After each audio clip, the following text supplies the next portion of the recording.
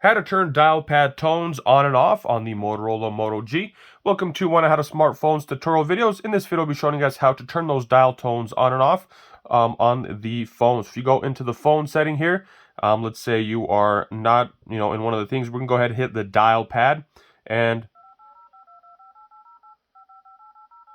those are the dial tones. So if you're dialing your number and you don't want to hear all these sounds, the way to turn it off is simply by just swiping down and going into settings. I swipe twice and I hit this little gear icon that takes me into settings. And once you are in settings, go ahead and scroll down till you see sound.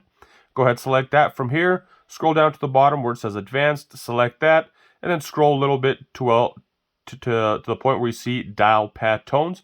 Once you're there, go ahead, deselect that. And once you leave, and we can go back in here,